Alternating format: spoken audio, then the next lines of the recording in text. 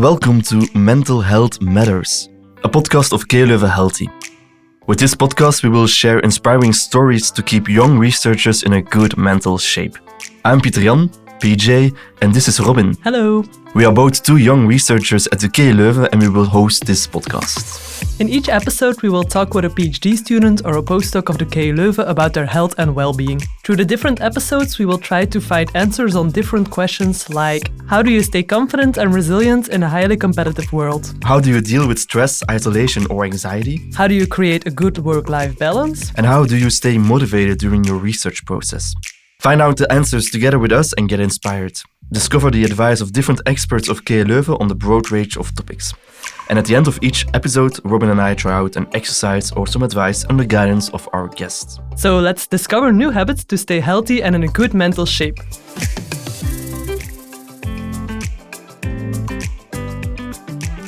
Hi PJ, it's good to see you. Hi Robin, likewise. I'm really excited for today with our new guest, Margarita. She will join us and share her experience on resilience, because apparently she has a really relaxed or chill way of working on her PhD, and that's something different from me and potentially other peers who have a lot of stress during their PhD. Yeah, it actually reminds me of a quote I saw once, and it actually went like, if you're gonna do it, you better do it with the confidence of a 4-year-old in a Batman cape. Hi Margarita, welcome. We introduce every guest by asking them to give us their first answer to a dilemma question, and we have also prepared some questions for you. Are you ready for the dilemmas? Yeah, please. Okay, the first one, Superman or Batman? Wonder Woman. Why Wonder Woman? Because you mentioned only two men, and I think women are also very important. Are you more in for formal occasions or casual occasions? Casual occasions. And Monday or Friday? Fridays. I think it's good to have a look back to your week and feel proud of what you have done yourself during that week. Tell me more about you as a superwoman. What do you do? What is your PhD topic or your research about? Well, I'm Margarita. I'm from Costa Rica, and I've been already living here in Belgium for 5 years. So, in fact, I already finished my PhD last year. And since April 2021, I've been working as a postdoc in the same lab. So my topic is like food science. So I work on food protein chemistry. Okay, very interesting. And Margarita, you're here today because you are going to talk to us about resilience. And I was wondering, why do you want to talk to us about this specific topic? I really enjoy my PhD years here at KU Leuven. I felt that supported, and also not only with the lab, I really enjoyed the atmosphere. And then I realized by hearing other PhD students' experience that, of course, you have certain level of stress, but overall, I really enjoy it. So that there was maybe something different in me, might be my mindset. Also that maybe the fact I started my PhD when I was almost 30 years old, so that's also different. That gave me, this very enjoyable time, and I feel sometimes some people really struggle during the PhD years. So I realized about that after finishing my PhD. An interesting thing you say there, because if you ask PhD students themselves, they would mostly say that they are a little bit stressed. But why do you think it's different for you then? I think it also comes from the way I was raised. My mom always said you just have to give your best effort on that, and if the first time doesn't come, it will come the following time. So one of the things that maybe sometimes I feel like PhDs do is that they expect that everything is good at first chance, and doing a PhD is also a learning process, and you have to be humble about that and be open to that. Also some other PhD student might think I should know everything by now. No, you are learning. And then these two things about being persistent, but I always said with love. So that you put love on the things that you do, but also humble, that if you make a mistake, just realize that you make a mistake. It's normal. You are learning, and don't judge too hard at the beginning, because it's really a learning process. We're all human after all. So it's normal to fail and to get up again. Yeah, that's the great thing. You also talked about that your mother helped you with this mindset, but do you think there are other ways to activate that magic and to change some mindset? Or Well, I think when I was back in Costa Rica, I started to do some yoga, and then I kept my practice like here, well, in the Netherlands, also in Belgium. And I think, a lot of the yoga mindset is related to the learning process. And they always say, trust the process, enjoy the process. Like the ultimate boss is not like the goal is just trusting the process. And I find a lot of analogies, like not only doing a PhD, but in any challenge that you have in your life, to do that, to just try to do your best effort, trust that you are doing your best. And I think you can really feel like you are trying to do your best. It might be like, next time is better. And it's the same with yoga. Like, if I'm like, for instance, it's been a year, but I've been trying to do handstands without the wall. It has taken me like already 1 year. And I'm consistent and persistent, and I try to do it. And I learn a lot about that. And sometimes I can get frustrated, but just keep going and trust that I will once make it. Yeah, that's of course a very good mindset you have there. And how would you actually advise other PhD students to also try to gain this type of mindset? Because likewise with practicing yoga, this is not something you can do from one day to another. You have to learn it. But how do you start with that? I always feel you can hack your brain in the way, like if you only think that there is lack of something, you will only find lack of something.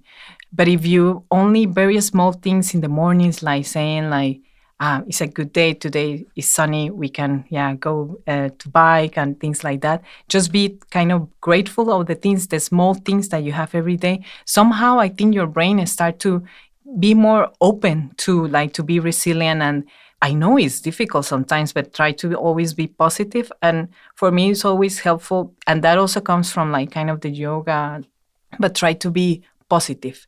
Even though, sometimes it's not easy to be positive, but I think when the situations are hard is when you really have to hack your brain and try to think positive about that everything will go. Yeah, I think that's a really good advice, because sometimes you have these small things or a small setback in your day which can really change your whole mood. And then it's sometimes hard to hack your brain and see the positive things in everything, of course. No, and of course, like I get frustrated and I can feel like my emotion is going high, but then like my brain, I try to control those emotions that can be overwhelming, or or stop judging myself, try to respect that, and then acknowledge that you have that emotion. It can be frustration, be anxious, but don't get that frustration control your life. But how can you create an environment that's allowing you to make mistakes? Do you have some advice for supervisors or other team members to create an environment where you can be resilient and that's encouraged to be resilient? I think I was lucky that with my supervisors, both like my promoter and the postdocs, that I always felt supported by them. My postdocs were also respecting kind of my time of learning. I remember the first time, and at the beginning in a PhD, you really start with a lot of enthusiasm. And also for me, the first year was also tiring, because moving to another country also involves other things. Like you get tired just of you have a lot of new stimulus, right? And I remember I was in the lab, and then so excited. And then my at that time, my postdoc supervisor said, the first year of your data probably it won't work. And I was like, but how come? I'm doing a lot of work. And then she said, but don't worry, it will be fine. But also giving me that perspective and that space that not everything has to be perfect at the same time. At the end of the day, we are doing research, and involves even though we work with a scientific method, it involves a lot of trial and error, of things that we need to prove. And then So my postdocs at the beginning were really supporting on that. And then it's true, at the end, my promoter was with all the writing, he gave me the space. And I know I was in I could say a privileged situation, that I didn't have a contract taking the time for writing. That I know that's a reality for most PhD students, and it's something that we have to cope up with. But In my case, my promoter gave me the time, like, to write. Meaning that I was already, I was paid for, still by that. And I know that's a privileged situation, and I know, like, a lot of PhD students, they don't have that. So I know that could be very difficult to deal with. I want to throw in a specific example. For example, you are like you're studying food chemistry, etc. For example, you've been working on the protocol. It took several hours or maybe days to put it in the lab and putting everything together. I don't know how it works, but and it fails because of a mistake. How do you react? Because I can imagine you like. I have several like times of weeks that I lost the work of 2 weeks. Maybe a mistake I did, or maybe the machine stopped working in the weekend. Like when I'm like, I just said, okay, what can I learn from this? Next time I will try to make it like this. There will be another opportunity to make this better. But I didn't, sometimes, talking with some friends, like, once a friend told me that she realized she felt guilty personally because the machine stopped working.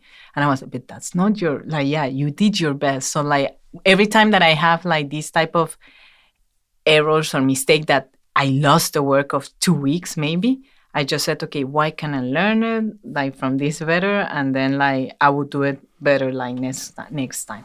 Okay, so I hear the attitude, change your mindset, like look at it from the other side, and also talk with colleagues about it. Yeah. I don't know, do you have the same experiences in your work, Robin? And I think it's very relatable because often when something goes wrong, we immediately start blaming ourselves because a PhD is something you're working on for yourself. So if something goes wrong, you immediately think it's your fault. But it's good to think of it like more of like a process, a learning process, because of course you have not always the time, like you said, but often there is time to learn and to try out these methods. And if it fails, it's something you can take away for the next step in your research, I think, because if everything would go right from the beginning, then everyone would do one study and everything would be solved. So I think it's great that you emphasize that it's really about the learning and making mistakes and allowing yourself to make these mistakes.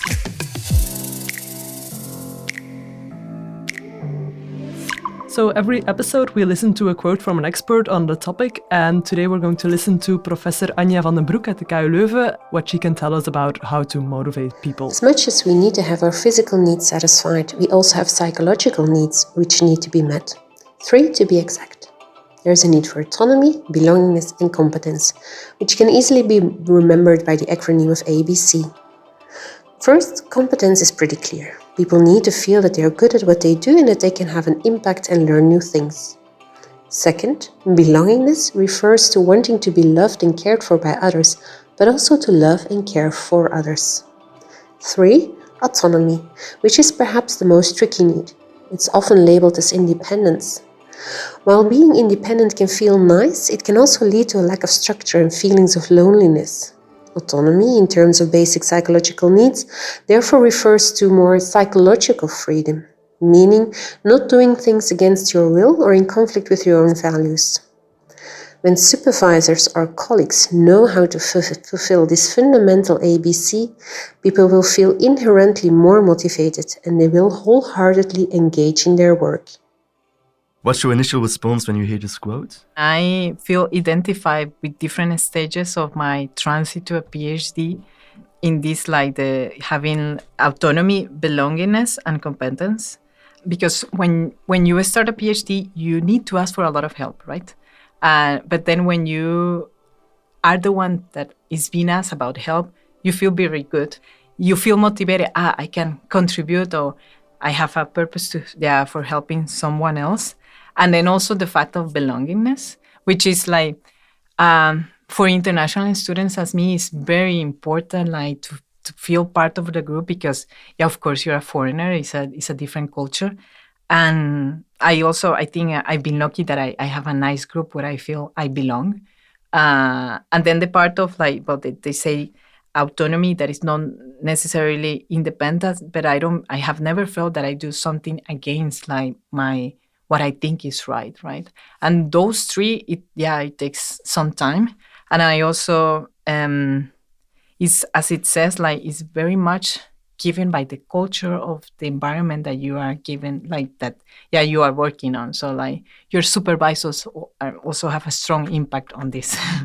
The combination of these three will indeed, I think, make you more motivated to get to work and to actually grab the research with your hands and try to explore things. Because if you have to seek your motivation like externally, or people will have to push you into doing something, you can do that for like maybe a month, but you won't feel good and you won't like continue to do it because it's not coming from what you think it's interesting or necessary to research. And I think that's a huge challenge for the supervisors to keep like a group motivating, because people have different styles of how to be motivated.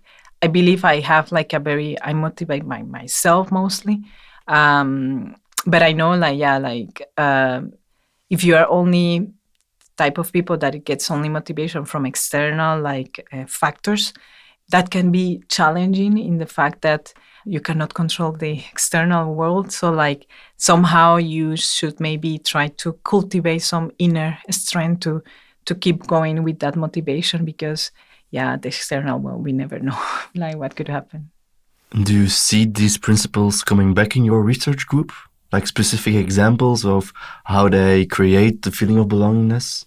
For instance, well, like when I started in my lab, like we were only 2 internationals in a group that is around 50. So of course, like that was like for my like the changing like to English was hard at the beginning for them.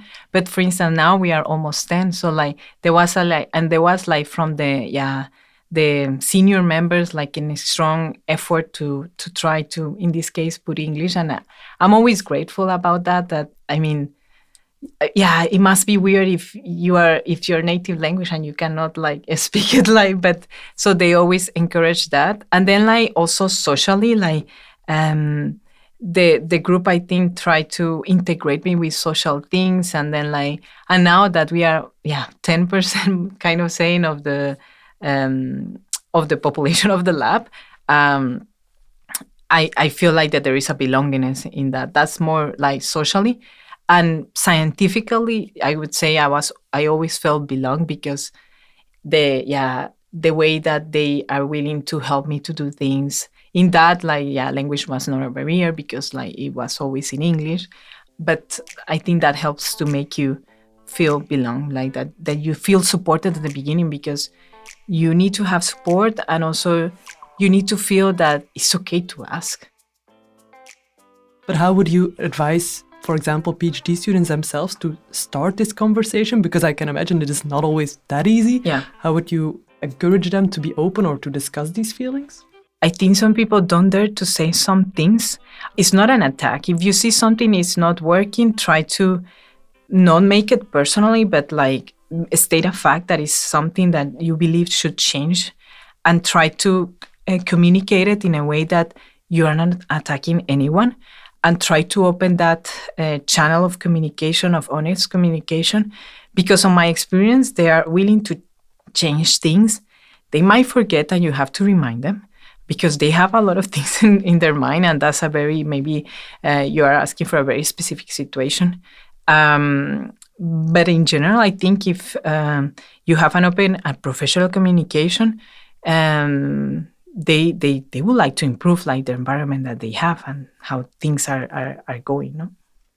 I think that's actually very good that you say that, because often we forget, or not forget, but we have to think about it. They have a lot of PhD students they have to guide, and mostly they don't know that you have these feelings. So if you're not honest about them, you can't expect them that they going to act on it, because if you don't speak these feelings out, it doesn't help you to be resilient, and it doesn't help them to tackle them. Because then I think assumptions will start to be making on both sides, and maybe in there there's might be some miscommunication, and simply is because you don't say things clearly. And even sometimes in our lab we have these every year performance appraisals where you meet with your promoter and your supervisor, just not how are you doing in the lab, how do you feel, and So I remember when I was preparing those meetings, I prepared the meeting in the sense that I wrote what I felt like before the meeting. So like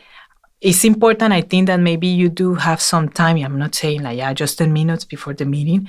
And then you kind of think, how do you feel in the lab? And maybe, yeah, if you have something that you think is not going well, then try to phrase it in a way that sounds good, polite.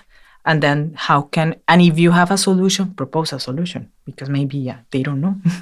Yeah, it's nice to hear that it has to come from both ways, both sides. So we as PhD students can do something, and the supervisors can also create this environment as well. And together we can create a better world for everyone. Yeah. And has this mindset helped you to grow also personally?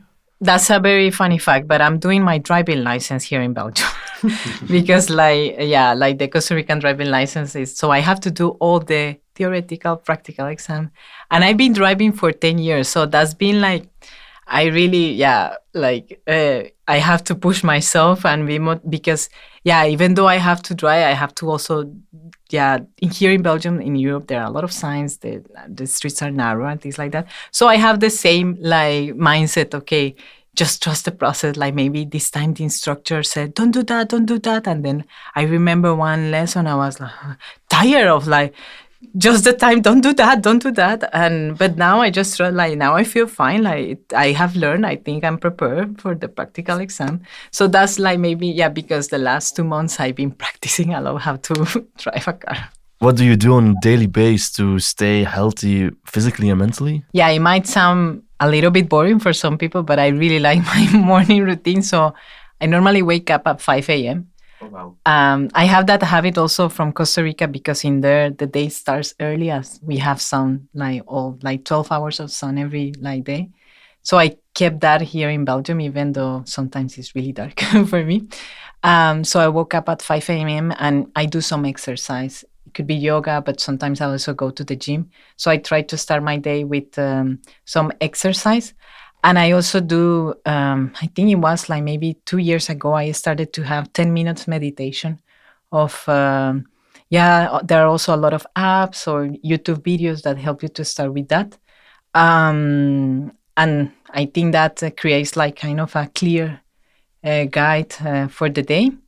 And lately that also I've been including I write some affirmations or things that I want to reach.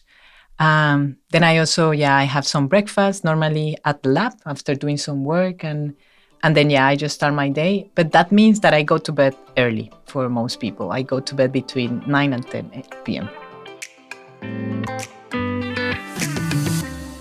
Margarita, thank you for your tips and your insights on how to be a little bit more resilient. Now, at the end of every podcast, we try to put things into practice by trying out a new exercise or some advice that might not only work for us, but also for our listeners. And since you mentioned yoga, I think it's nice to have a little yoga session here.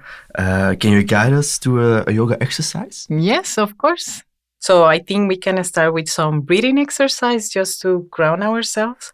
So we will inhale and exhale. Inhale and exhale. And in yoga, they always said that when you start like a session, you should make like an intention. And I think for this very short, quick session, we can be grateful of being here with sharing our experience with other PhD students. Okay. Maybe let's try to have some energy. Let's do a warrior 2. I think we can do it in this room. Okay. So we will put our right leg in front of our left leg. And then we will extend our arms like this. So that's called warrior 2. And I think all PhD students can be warriors in this. In this. Superwoman. Yeah. And then we can inverse our warrior 2. I feel it, for me, it feels nice in the hips. And then like you can extend it like this. Yeah. Good. Then we come back to warrior 2. And then let's go back to standing. And then we can do the same on the other side so we can balance. In yoga, we always have to balance both sides. Now we will extend our left leg and we will extend our arms. And again, we are in warrior 2. And now we will inverse our warrior. Good. Then we will go back to warrior 2. And then we can go back to the center. Put our palms together. And then just bow our head and thank you. Thank you so much. Very grateful for your advice and your tips. Thank you.